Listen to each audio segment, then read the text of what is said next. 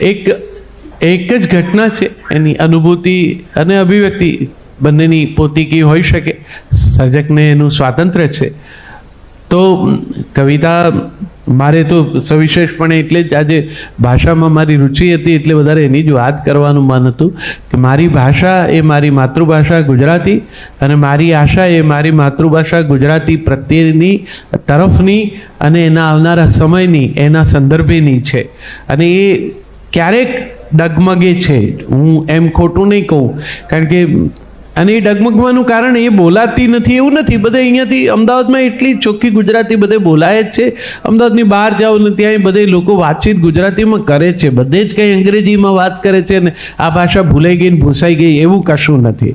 આપણે પણ જેવી જરૂરિયાત પડે ત્યાં બધે ગુજરાતીનો ઉપયોગ કરીએ જ છીએ. બીજી ભાષાનો જરૂર હોય ત્યાં બીજી ભાષાનો ઉપયોગ કરીએ. પણ પેલી જે બીક બને છે ને એ બાળકોના શિક્ષણ માટે અંગ્રેજી માધ્યમ પ્રત્યેનો અનુરાગ જે વધતો જાય છે અને એ ગેરસમજને કારણે વધે છે અને બાળકે વધારે સહન કરવું પડે છે. કારણ કે પ્રાથમિક શિક્ષણ એ જો માતૃભાષામાં અપાય, જગતના બધા મનોવૈજ્ઞાનિકો બધા ભાષા વિજ્ઞાનો એ વિશે સંમત છે કે આ પ્રાથમિક શિક્ષણ માતૃભાષામાં આપવું જોઈએ. એ આપો તો એના ફંડામેન્ટલ ક્લિયર થાય અને પરિણામે એના ઉપર નવી ઇમારત જે કંઈ આગળ ઉપર જરૂરિયાત પ્રમાણે ચડાવવાની હોય એ બીજી ભાષામાં થઈ શકે એવું. એમાં જે કંઈ હું અત્યારે ઓટ જોઉં છું,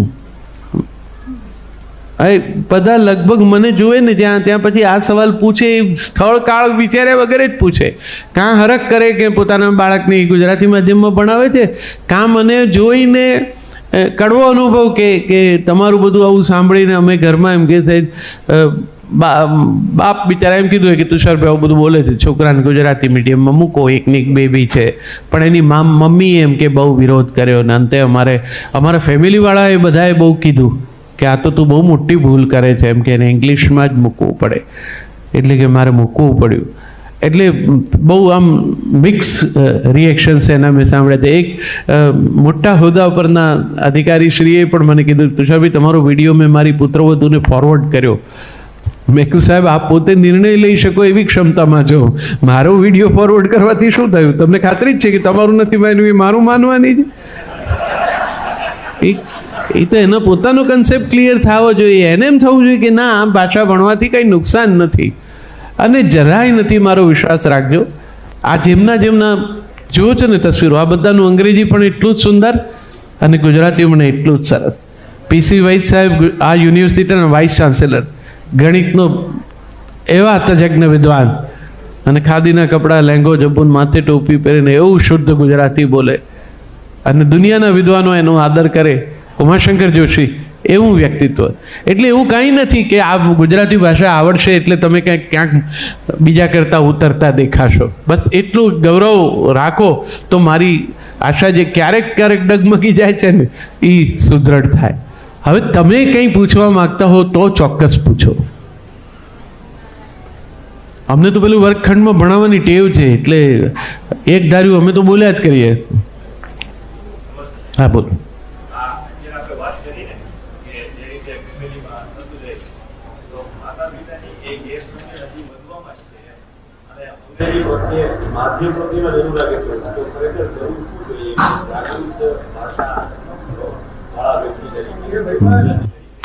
એટલે એ જ મુદ્દો છે કે એમની વાત સાવ સાચી છે કે સમજે છે બધા જ, અમલમાં મૂકવાના મુદ્દે કંઈક રોકે છે તમને. અને એ પેલો સ્પષ્ટ ખ્યાલ સમાજમાં પણ એવા ચિત્રો જોવા મળે છે કે અંગ્રેજી ન આવડતું હોય બાળકને તો એમ કે એને અન્યાય થશે એવું પૂર્વધારણાઓવાળા ઘણા અનુભવો લોકો ચર્ચા કરતા હોય. એ સાંભળે એટલે નવા મમ્મી પપ્પા હોય તો વધારે મૂંઝાય. મને તો એમ લાગે છે પરણતા પહેલાં બે જણા બેસીને વાત કરવી જોઈએ કે આપણે આ બાબતે શું કરશું. પણ ન મેળ ખાય ને તો ન કરવું. પણ અરે જે આ માટે સંમત નથી બીજું શું સાંભળશે આપણું. પણ આ તો એક હળવાશથી પણ બંને જણા ભેગા થઈને પ્રયોગ કરી જવો જોઈએ. હું વિનંતી કરું કે તમે બાળકને એક તો 6 વર્ષનું ના થાય ત્યાં સુધી ઘરની બહાર કોઈ પણ પ્રકારની શૈક્ષણિક સંસ્થાના સાચા ખોટા નામ નીચે એને મોકલી ન દેતા. એવું જ્યારે તમને મા બાપ તરીકે મન થાય કે આપણું આ બાળક છે ને એને મૂકી આવીએ, ત્યારે યાદ રાખજો કે નહોતું આવ્યું ત્યાં સુધી શું કર્યું હતું.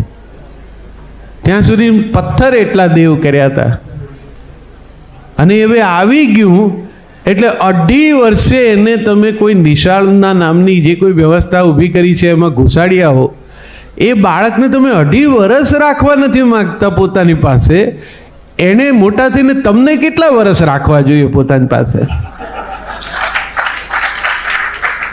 6 વર્ષનું થાય નહીં ત્યાં સુધી એને કોઈ ઠેકાણે મુકાય જ નહીં. મા બાપે જ ઘેર રસ લેવો પડે. હવે 2 જણા નોકરી કરતા હોય એટલે સમય એ રીતે ફાળવીને ગોઠવવું પડે, ટાઈમ ટેબલ તૈયાર કરવું પડે. મા બાપ બનવું આકરું છે. એ કોઈ એક બાયોલોજિકલ ઘટના કેવળ નથી, એ પછીની આખી વ્યથા કથા સિદ્ધિ પ્રસિદ્ધિ બધું એના પછીનો જ મામલો છે.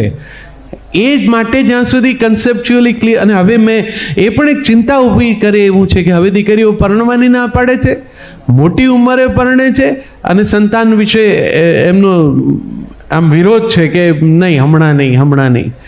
અને હવે તો વિજ્ઞાને ઘણી અનુકૂળતાઓ કરી આપી છે. એ બધા જે મુદ્દા હોય એ આ તો જે આપણે સાદા સરળ સીધી રીતે જીવતા હોય એવા લોકોની જ વાત છે કે ભાઈ આપણે આવું હોય ને તો આપણા છોકરા હોય ને ત્યારે 6 વર્ષ સુધી ઘેર રાખવા, ધણી ધણિયાણીએ બેમાંથી એક સમય આપવા નક્કી કરવો. 5 દિવસ મમ્મી આપતી હોય તો 6મા 7મા દિવસે પપ્પાએ આપવો, અને પછી એની જોડે ઘરમાં ખૂબ રમવું. મારી એક વિડીયો એવી પણ ફરે છે કે મેં એમ લખ્યું છે કે હું નિશાળમાં ઘરકામ નહોતો કરતો, એટલે મારા પપ્પાએ ચિઠ્ઠી લખી આપી નોટમાં, ચિરંજીવી તુષારે ગૃહ કાર્ય કર્યું નથી, હું વર્ગમાં બતાડું. એટલે મારા ગુરુજી પણ એવા સરસ હતા, એ એમણે એમ કીધું કે હવે ઘરકામ લાવો ત્યારે ઘરકામ બતાડજો. આ ચિઠ્ઠી તો હવે ખ્યાલ આવી ગયો. અને પપ્પા બહુ સ્પષ્ટ કે શાળાએ કરવાનું કામ શાળામાં થઈ જવું જોઈએ. ઘેર આવી ગયા પછી સંતાન સાથે મા બાપે કામ કરવાનું છે. અને મારા પપ્પા એવો સમય આપી શકતા હતા. હવે સેકન્ડ હાફ એડિટ કરી નાખ્યો છે ને એ આવતો નથી, એટલે લોકોને એમ જ લાગે છે કે તુષારભાઈ ભણ્યા નહીં હોય. પણ મમ્મી પપ્પા એટલો સમય અમારા ઉછેર પાછળ વધારાનો જે આપવો જોઈએ એ આપતા હતા, એટલે હું ઘરકામ વગર શાળાએ જઈ શકતો હતો. તમે માત્ર એટલું જ માનો ને. એક માએ હમણાં મને કીધું કે તમારો આ વિડીયો છે ને મારા દીકરાએ એના સ્કૂલ ટીચરને ફોરવર્ડ કરી દીધો. એમણે મને બોલાવી, પૂછ્યું કે આ ભાઈ કોણ છે જે આવું કહે છે ઘરકામ. મેં કીધું એમની વાત ખોટી નથી, હવે ભણવાનું બહુ વધી ગયું, બહુ ઢગલાબંધ લેસન આપે છે, છોકરા તૂટી જાય એટલું બધું આપે છે. આવી રીતે ન હોય. કેટલાક તો મા બાપને હું જોઉં ને મને એમ થાય કે એમને નહીં વાલા હોય એવું તો નહીં હોય, પણ આ જે રીતે રાખે છે જોતા તો એમ લાગે છે કોકના છે ને એમને હાચવા આપ્યા. પોતાના હોય તો કોઈ આવું ન કરે. બાળક તો બાળક છે. વેકેશન એટલે મા બાપે બાળક સાથે ગાળવાનો સમય. વેકેશનમાં બાળક બોર થઈ જાય એ ક્યારે થાય? જ્યારે એને એમ લાગે કે કોઈ મારી સાથે. અને હવે તો એક જ છે છોકરા, એક જ છે ને, 2 તો કોઈને જોતા નથી. 2 હોય તો બિચારા અંદર રમીને ટાઈમ પાસ કરે. આ તો પેલા 2 જણ મમ્મી પપ્પા એ કામમાં, છોકરું એકલું ઘરમાં, એણે કોઈને ઘેર જવાનું નહીં, મોબાઈલ આપી દીધો એટલે જમતા મૂકે, આમ ચાલુ કરી આપે એટલે પેલું આમ જોતો જમતો. શું મમ્મી પૂરણપોળી બનાવી, સાદી રોટલી, કાંઈ નહીં. આ પરિસ્થિતિ બધાને ત્યાં છે, આમાં કાંઈ ટીકાનું કારણ નથી. પણ એમાંથી રસ્તો કાઢવા માટે સમય આપવાની તૈયારી મમ્મી પપ્પાની જોઈએ. એ હશે તો બધું સોલ્વ થઈ શકશે. એ નહીં હોય તો પછી તો જે છે એમાં જ. અને એમાં કંઈ છોકરા ખરાબ નહીં થાય. એમાં તો એમ કે અત્યારે જેમ પેલા ડાક્ટરો કહે છે ને, છોકરું જન્મે તેમ કે પેલા ફ્લેટ પારણામાં સુવાડે, આમ એની કમર સારી થવી જોઈએ. આમ ખોયામાં સૂઈને મોટા છે ને, કમર વળી જાય છોકરાઓની. હવે આપણે માનવું પડે. આપણે આપણા ઘરમાં દીકરા દીકરી હોય, વિદેશ હોય ને અહીંયા હોય ને હમણાં હોય ને મોડર્ન હોય ને, એમણે આ બધું જાણતા સાંભળતા હોય એટલે એ કહે કે પપ્પા આવું આપણે ફ્લેટ પારણું જ લાવવું પડે, આવું આમ ખોયું વાળું નહીં લાવવાનું, નહીં તો કમર વળી જાય. પછી આપણે કહેવું પડે કે બેટા આ જઈને તારે ચાઇલ્ડ સ્પેશિયાલિસ્ટ બેન છે ને એના બાપા ડાક્ટર છે, એ અમારા વખતના છે ને, ખોયામાં ખોઈને જ મોટા થયા. એમ કોઈની કમર વળી નથી ગયા. અત્યારના બધા ડાક્ટરો આમ આંકા જ ચાલે છે. આ એક નવો વિચાર આવ્યો તો કબૂલ, સરસ છે. આપણે એ માનવાનો, એનો અસ્વીકાર. બધી વાતમાં મા બાપ છોકરાનો વિરોધ કરશો તોય ફેંકાઈ જશો. એટલે એવું કંઈ કરવું નહીં. એ લોકો એમ કે આમ તો કે આ એમ. આપણે કે ગેસ થયો છે ડ્યુટી ઉપર હિંગ ચોપડી દો, એ હવે ન કરવા દે. હવે કોઈ આંખ આંજવા દે છોકરાને? આપણે કાળી ચૌદસ ના આંજ્યા ને કોઈથી જાય નહીં ગાંજ્યા નહીં. હવે છોકરી મમ્મી તરત કહે નહીં કે નો નો નો ડેડી ડોન્ટ ડુ ધેટ. એટલે આપણે સમજી જઈએ કે મેચ પાડી નાખો, આંજવાનો ટાઈમ હવે ગયો. તો એ નવું છે, એનો સ્વીકાર. પણ થોડુંક આપણું એમને કોમ્યુનિકેટ કરી શકાય એટલું આ ભાષા પૂરતું કરીએ ને તો એમનું કામ એ બહુ સરળ થઈ જશે. પણ નજર બહાર કરશે ને હરીફાઈ જોશે તો હું નથી માનતો કે માને. બહુ મન મક્કમ રાખવું પડે.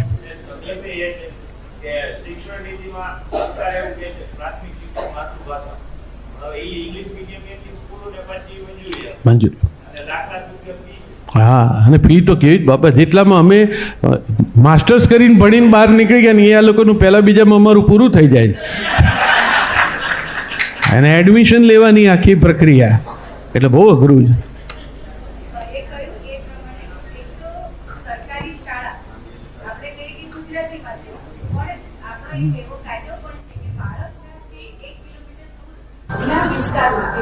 સરકારી શાળા હોવી જોઈએ. હવે જેટલા બાળકો જન્મે છે એ પ્રમાણે સરકારી શાળાઓ તો થઈ વિસ્તારમાં અને બધી પ્રાઇવેટ શાળાઓ. અને હવે તો એકબીજાનું અનુકરણ કે મારી શાળામાં વધારે એટલે અંગ્રેજી મીડિયમ ચાલે. હવે એમાં બિચારા મા બાપ પણ શું કરે? એટલે છેલ્લે આ જ થાય છે. બેન, તમારી વાત સાચી છે. મા બાપ તરીકે આપણને એમ થઈ જાય છે કે હવે આમાં આપણા છોકરાને ન્યાય ના થાય, આપણે જ થોડું ખેંચાઈએ તો જે કરવું પડે એટલું. એના અંતે દરેક મા બાપ એમ કહે છે કે આ બધું કરીએ છીએ કોને માટે?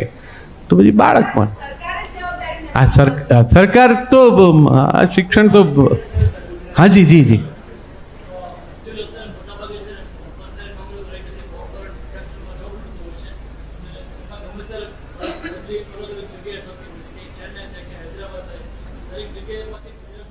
શાળા મળતી પણ બિલકુલ એના કારણે પણ ક્યાંક મજબૂરી એવી છે કે આપણે ટ્રાન્સફર રોકીએ તો સાવ સાચી વાત છે. પહેલા તો એ સુખ હતું કે તમે જે રાજ્યમાં કામ જન્મ્યા છો, મોટા થયા છો, કામ કરો છો, એ જ ત્યાં તમે જીવનભર રહેવાના. છોકરા તમને ગુજરાતીમાં ભણે, પણ હવે બહાર જાઓ તો બીજી ભાષામાં ભણવું જ પડે.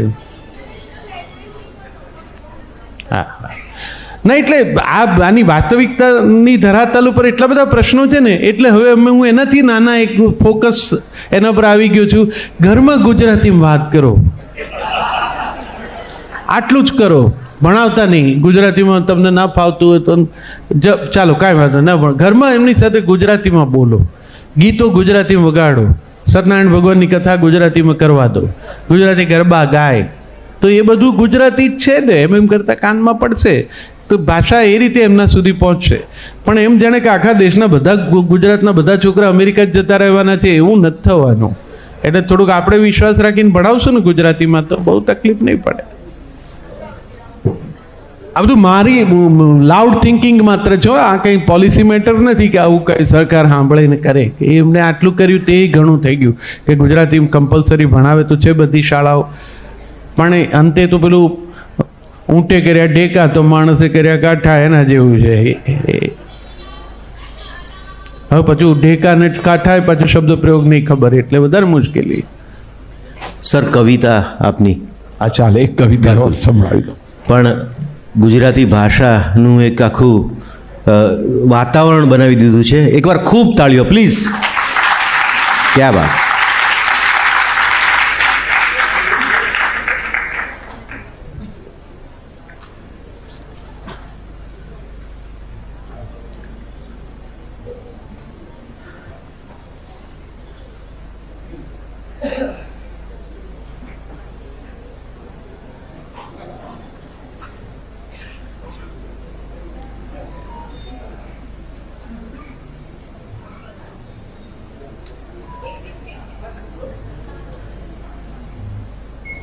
ગુજરાતી વિશેની કવિતા જી.